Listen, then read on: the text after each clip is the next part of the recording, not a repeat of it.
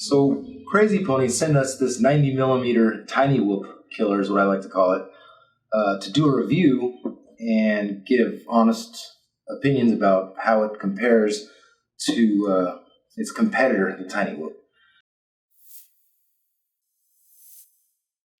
So we have our sponsor pilot, Brian, over here.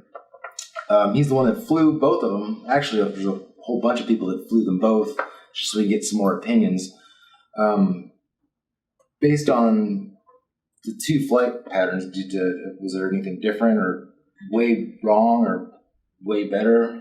Yeah, they fly a fair bit different. I would definitely say this was a little bit more advanced than the Tiny Whoop.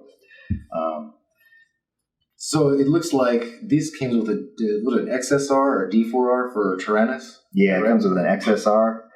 There's a choice when you buy it. You can either come with a Spectrum satellite radio or the XSR for the FR Sky Guys. Okay.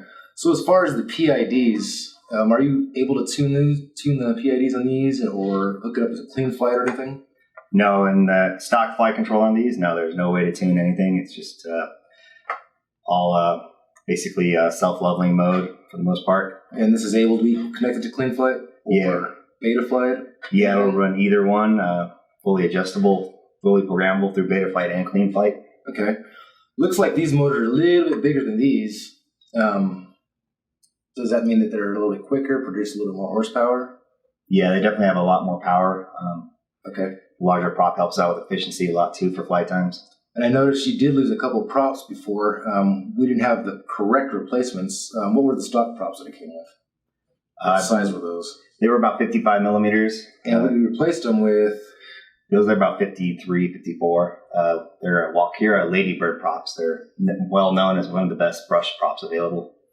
And they're sitting on 1 millimeter shafts? Yeah, they do have 1 millimeter shafts on those motors, and it's a 7 millimeter motor assembly. Okay. So I noticed these have little guards so you don't hurt people, I suppose, and it bounces off the wall. And this one does not. Can you tell me about that? Well, it does come with a motor guards. They're not quite as good as the deductive fans that come on the Tiny Whoop. You can't really bounce it off the wall as much. It's going to crash if you hit a wall. Unlike this, you can kind of scoot along the wall. But once you get better as a pilot, I would highly recommend taking it off anyways. It doesn't really do a whole lot. So. Okay. And as far as the battery, this came with a one-cell 200 milliamp? Yes. And it came with two of them, right? Yes, it did come with two. Did it come with a charger? No charger though. Okay. And in comparison to this, how many batteries does this come with? That comes with one battery and a charger. And a charger. And it's a smaller battery. It's a 150, but you can put 200s also in it, and they're the same size battery and same connector between the two. Okay. And let's talk about the FPV setup here.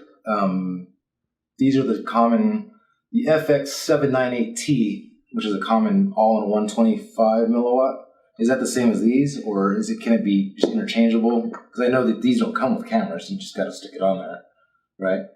No, this one's all-in-one too. I'm talking about on the Inductrix. Oh yeah, we had to add this on separately. Okay. This all-in-one unit. So.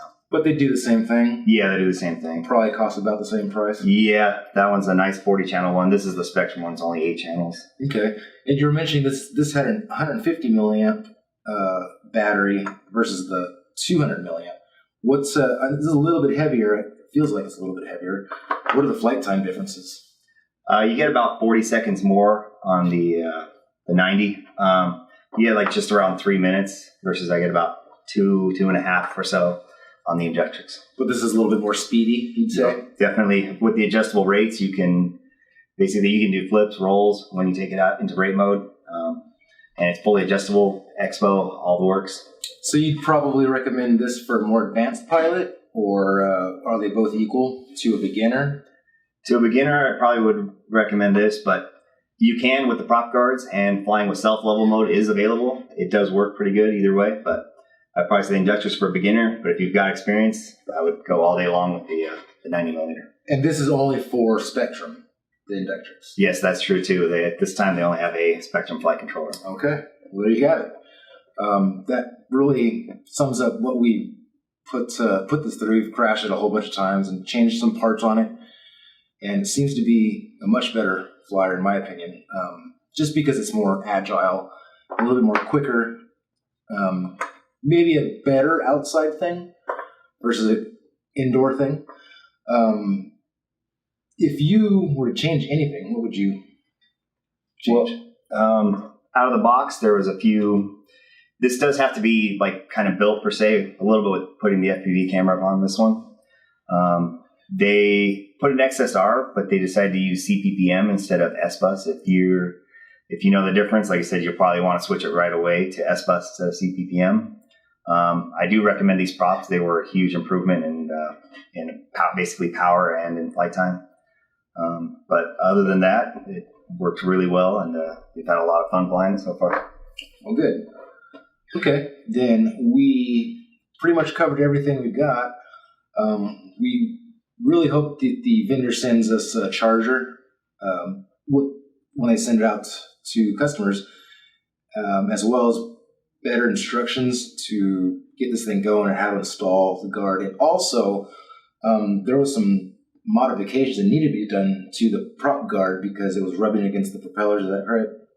Yeah, they with the prop guard on and the original props and these props too, the prop guard sits up kind of tall and you can actually rub against the prop guard with the props, and that can just stall the motor, and also makes it really easy to knock a prop off in a crash, even with the guard on there. Right. Okay, and this is pretty much all carbon fiber, looks like, versus this is pretty much just a big plastic flower-looking thing. Have you looked at the carbon and tell me the size, the thickness of it, and does it all need to be carbon, or is it all carbon at all? It's like there's some plastic. Yeah, the motor roller plastic, it's 1 mil carbon on the main plate and 0.5 mil on the bottom plate. For a brush quad, this is about as tough as it gets. I doubt you'll ever break carbon. It doesn't get much stronger than that. It's not really that heavy. So. Okay. Very good. I think that's going to conclude our review on the 90 millimeter Crazy Pony Tiny Whoop Killer. Hope you enjoyed our video. If you did, like, comment, and subscribe. If you want to check out any of our other videos, you can find them here in one of the corners. If you have any questions or comments, leave them in the description below.